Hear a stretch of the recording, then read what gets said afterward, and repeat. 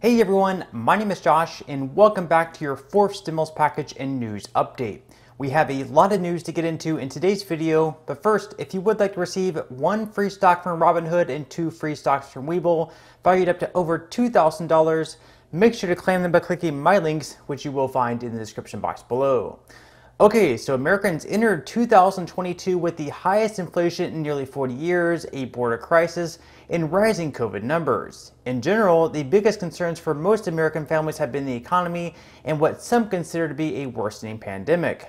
Back in October 2020, Joe Biden tweeted, "We're 8 months into this pandemic, and Donald Trump still doesn't have a plan to get this virus under control. I do." Well, we're now 1 year into the Biden era, and it sure doesn't seem like Biden's plan has worked all that well. And yesterday, rather than address these key issues most Americans are facing, with many of us drowning in debt, President Biden decided to unload on former President Donald Trump for his web of lies that he believes laid the groundwork for the attack on the Capitol last year. The big lie being told by the former president and many Republicans who fear his wrath is that the insurrection in this country actually took place on Election Day, November 3rd, 2020. Think about that. Is that what you thought? Is that what you thought when you voted that day?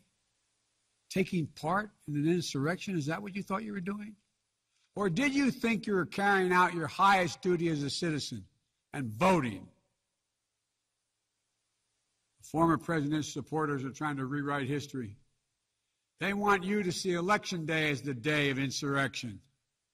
And the riot that took place here on January 6th as a true expression of the will of the people. Can you think of a more twisted way to look at this country, to look at America? I cannot. Here's the truth. The election of 2020 was the greatest demonstration of democracy in the history of this country. More of you voted in that election than have ever voted in all of American history. Over 150 million Americans went to the polls and voted that day. In a pandemic, some at great risk to their lives. They should be applauded, not attacked. Right now, in state after state, new laws are being written, not to protect the vote, but to deny it. Not only to suppress the vote, but to subvert it. Not to strengthen and protect our democracy, but because the former president lost, instead of looking at the election results from 2020 and saying they need new ideas or better ideas to win more votes, the former president and his supporters have decided the only way for them to win is to suppress your vote and subvert our elections. It's wrong. It's undemocratic. And frankly, it's un-American. The second big lie being told by the former president and his supporters is that the results of the election of 2020 can't be trusted. The truth is that no election in American history has been more closely scrutinized or more carefully counted. Every legal challenge questioning the results in every court in this country that could have been made was made and was rejected. Often rejected by Republican-appointed judges, including judges appointed by the former president himself, from state courts to the United States Supreme Court. Recounts were undertaken in state after state. Georgia counted its results 3 times, with 1 recount by hand. Phony partisan audits were undertaken long after the election in several states. None changed the results. And in some of them, the irony is the margin of victory actually grew slightly. So let's speak plainly about what happened in 2020. Even before the first ballot was cast, the former president was preemptively sowing doubt about the election results. He built his lie over months.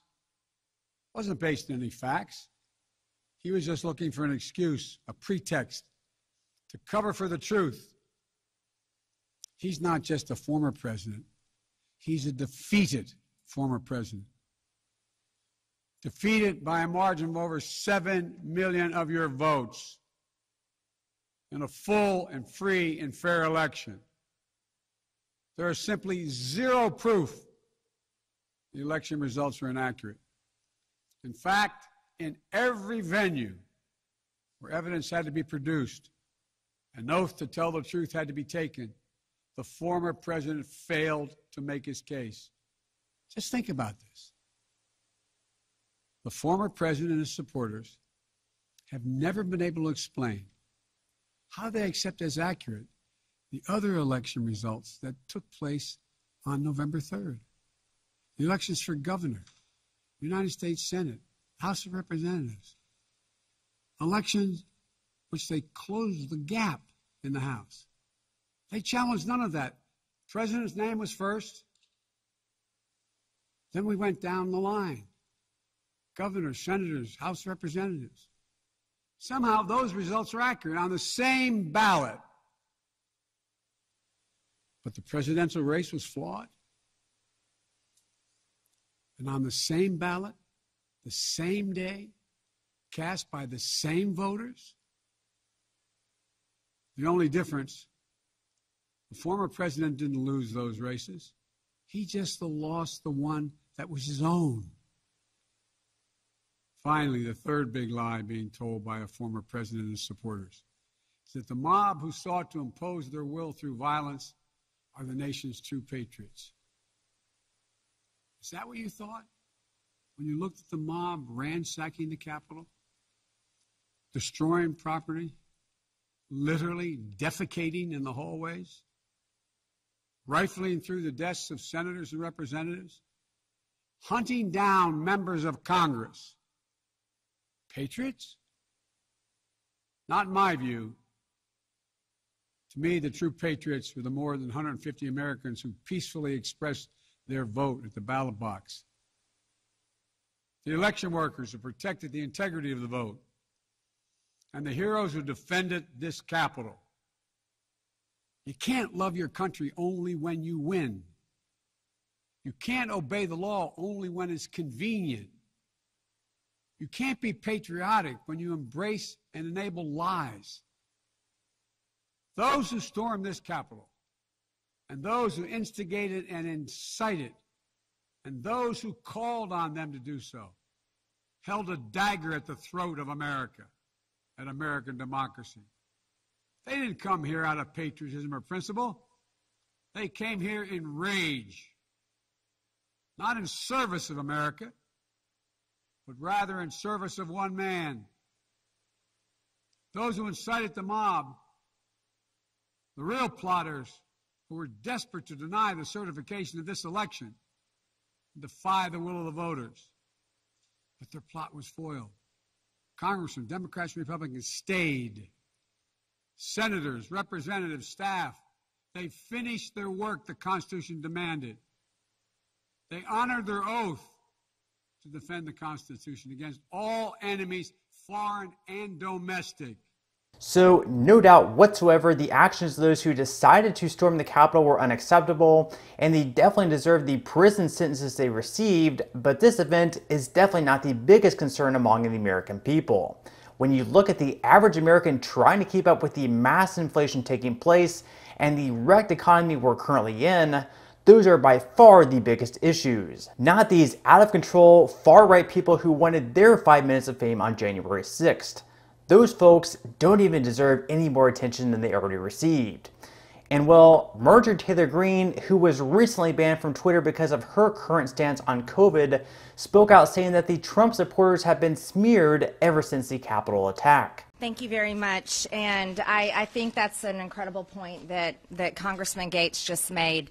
It's very important for the Republican voice to be heard today, because it's the Republican voice and the Republican voter and the Trump supporter that has been smeared constantly over this past year. I want you all to know that on January 6th, I was very upset with what happened that day, and it was because it completely interrupted the work that we had worked very hard on all throughout Christmas. preparing for January 6th to object on behalf of Americans that felt their votes had been stolen. And I think it's important to recognize that our own Federal Election Commission has an error rate by law that is 0.0008%. And it's important to point out that elections are very serious and they're taken that way by all Americans. Don't forget that Bernie Sanders felt that his election was stolen by Hillary Clinton. Don't forget that Hillary Clinton forgot that her election was stolen. And I'll tell you, being from Georgia, Stacey Abrams still thinks she won in 2018, and she's running again. But here's some things that we do need to discuss. You know, I'm one of those people, and I'm not shy to tell you, I don't trust our government. And that's another reason why I ran for Congress, is because I felt like it's our government that is screwing everything up for the American people. But after what we've seen on January 6th and the videos that Congressman Gaetz just walked through, I can tell you right now I don't trust our government even more. When I went through the D.C. jail, I'll tell you who I did not see. I did not see Ray Epps.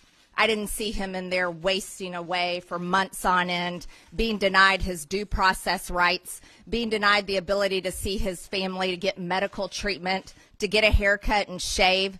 I didn't see him in there. You know who else I didn't see? I didn't see a man named John Sullivan, a man that has participated in Antifa, BLM riots and the whole entire movement, but then all of a sudden decided to be a Trump supporter on January 6th.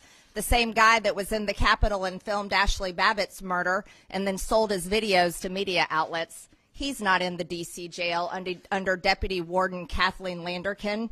So I think we have a lot of questions to ask, and the people that should be answering the questions is our FBI and our Department of Justice. I want to point some things out to you all. With the U.S. Capitol riot, there is over 725 arrests that I know of, and only one case has been dropped. For BLM Antifa riots, there were over 16,240 arrests, and over 90% of those cases have been dropped. What's the difference there, everyone? I'll tell you.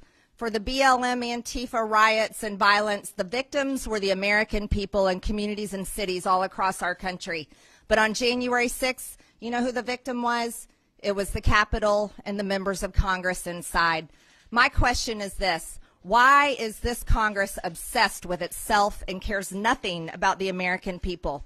This is a two-tiered justice system that should never exist in our country, and I'm fed up with it, and so are Americans all over the country. Now, let's talk a little bit more about the FBI. They have quite a history of doing things.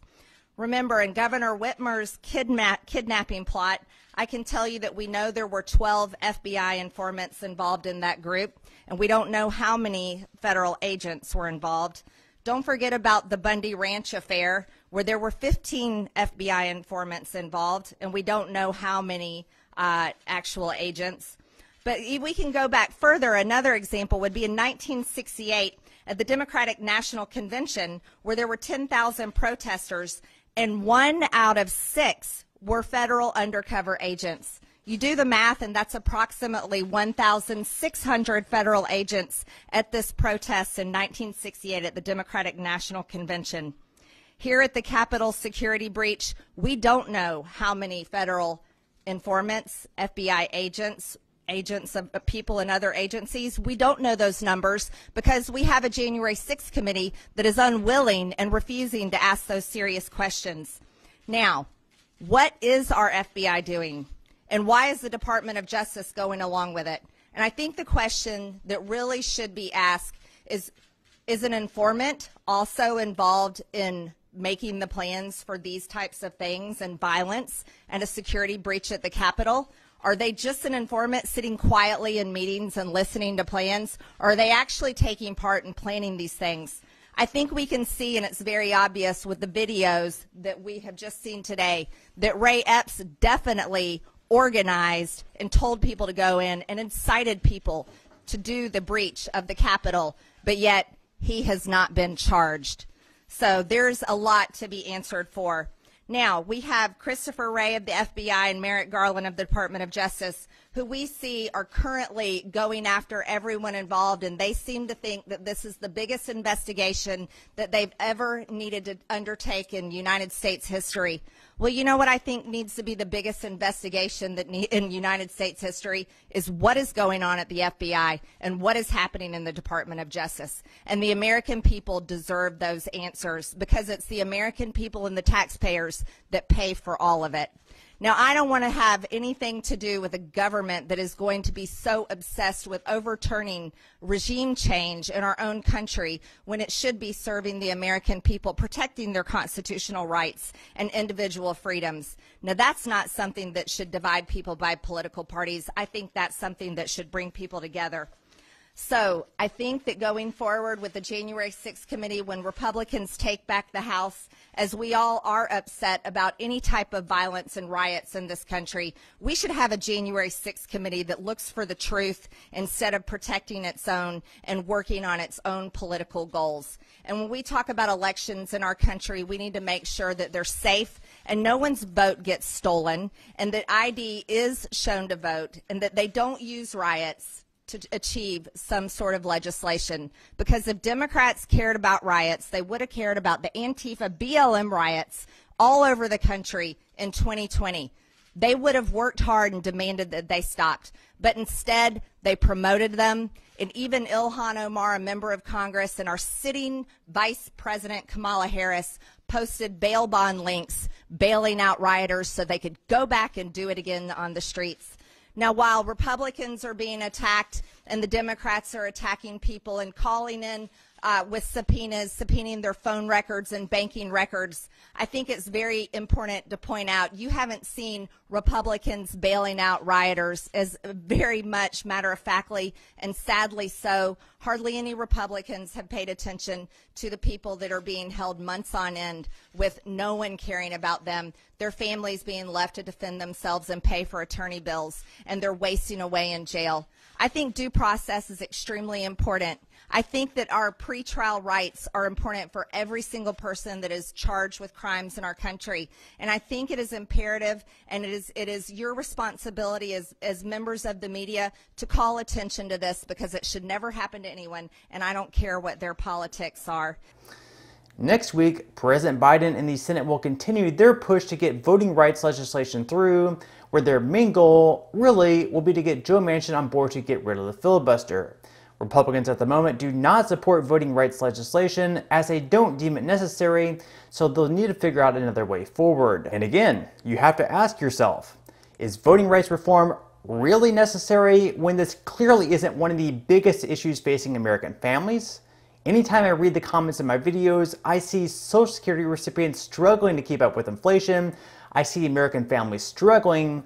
The economy and the biggest inflation we've seen in 40 years is what our government needs to get fixed. Until then, kicking the can down the road and distracting us with these other issues, which really aren't all that important, is pretty sad. Now, could voting get easier for some people such as the disabled and the elderly? Sure, but even for them, they have bigger issues currently facing them, such as inflation while being on fixed income. Other than voting rights legislation, Democrats also hope to pass the Build Back Better bill at some point in the next few months.